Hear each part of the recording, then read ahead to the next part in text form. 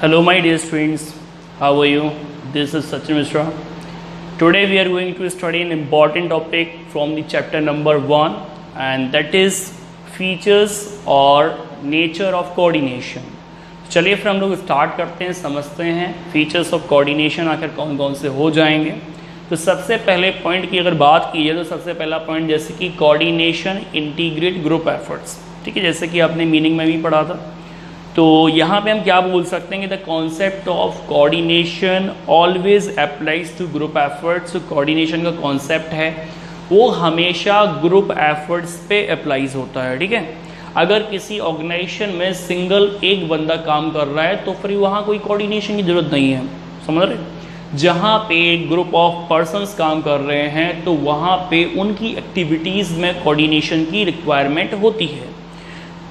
तो इसलिए क्या है कि the need for orderliness integration arises only when more individuals are working as different individuals come from different backgrounds, have different style of working, so there is a need to unify their efforts in common direction।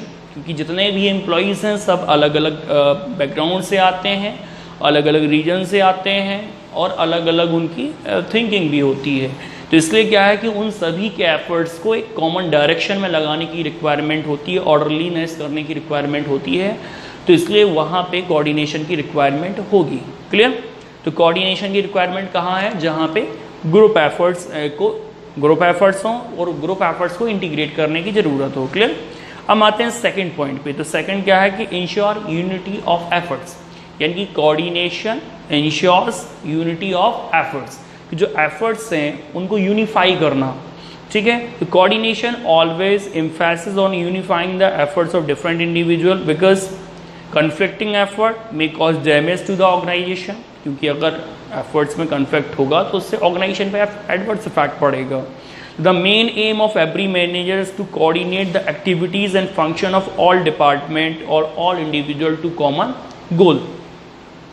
तो ensure unity of direction, ये coordination unity of direction को एक तरह से ensure करता है।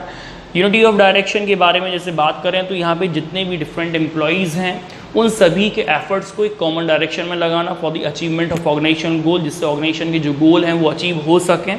तो coordination ensure that all departments work hand in hand. सारे डिपार्टमेंट जितने भी हैं वो सब हैंड इन हैंड काम कर रहे हैं कि नहीं, चाहे वो प्लानिंग डिपार्टमेंट है, प्रोडक्शन डिपार्टमेंट है, परचेज डिपार्टमेंट है, एडवर्टाइजिंग डिपार्टमेंट है, फाइनेंस डिपार्टमेंट है। तो सारे डिपार्टमेंट हैंड इन हैंड एक दूसरे को कोऑपरेट करके काम करें and create balance in all the department, और सारे डिपार्टमेंट में एक तरह से बैलेंस क्रिएट करना। It acts as winding force in all departments, ठीक है। हम बात करते हैं थर्ड फीचर की। जो थर्ड फीचर कौन सा है अपना, यानी कि कंटिन्यूस प्रोसेस। तो coordination is never ending function, it is a continuous function. ये कंटिन्यूस बराबर चलने वाला फंक्शन है। तो जो भी मैनेजर है वो ये फंक्शन परफॉर्म कंटिन्यूसली करता रहता है। तो coordination is non ending function, it is a continuous function although it's degree में worry. The managers work continuously to achieve coordination and maintain coordination because without coordination companies cannot function efficiently। क्योंकि बिना coordination के कोई भी company efficiently work नहीं कर पाएगी। Clear. अब आते हैं फोर्थ पॉइंट पे। Coordination is a pervasive function. Pervasive का मतलब है यूनिवर्सल या सर्वव्यापी, यानी कि हर जगह इसकी ज़रूरत है, चाहे वो बिजनेस ऑर्गेनाइजेशन हो, चाहे नॉन बिजनेस ऑर्गेनाइजेशन हो, चाहे स्मॉल ऑर्गेनाइजेशन हो, चाहे लार्ज ऑर्गेनाइजेशन हो, ठीक है। और इसके अलावा हर लेवल पे ज़रूरत है, top level, middle level, lower level, हर जगह इसकी ज़रूरत होती है, ठीक है। इसलिए बोला गया कि कोऑर्डिनेशन एक ऐसा फंक्शन है, परवेसिव फंक्शन है, जिसकी हर जगह ज़रूरत होती है। इसके बारे में क्या बोल सकते हैं? Coordination is a universal function, it is required at all the level, top level, middle level, lower level. आगे बात की गई है कि इन ऑल द डिपार्टमेंट्स में इनकी ज़रूरत होगी and to perform all the function due to interdependence of various activities on each other. क्योंकि जितने भी डिपार्टमेंट होते हैं वो एक दूसरे पे डिपेंडेंट रहते हैं, तो इसके वजह से उनमें आपस में कोऑर्डिनेशन की रिक्वायरमेंट है, क्योंकि प्रोडक्शन डिपार्टमेंट जब तक प्रोडक्शन नहीं कर पाएगा गुड्स का, जब तक परचेज डिपार्टमेंट उसको रॉ मटेरियल सप्लाई ना करे, ठीक है, या परचेज डिपार्टमेंट जब तक परचेज नहीं कर पाएगा, जब तक फाइनेंस डिपार्टमेंट उसको पैसा ना भेजे। तो इस तरीके से सारे डिपार्टमेंट एक दूसरे से इंटरलिंक्ड होते हैं, तो उनमें आपस में कोऑर्डिनेशन की जरूरत होती है। तो business as well as non business organization require coordination, तो इसलिए बोला गया है कि कोऑर्डिनेशन जो है, coordination is a pervasive function, क्योंकि उसकी जरूरत हर जगह होती है, कोई भी बिजनेस एंटरप्राइज हो, और सारे डिपार्टमेंट में इसकी रिक्वायरमेंट है।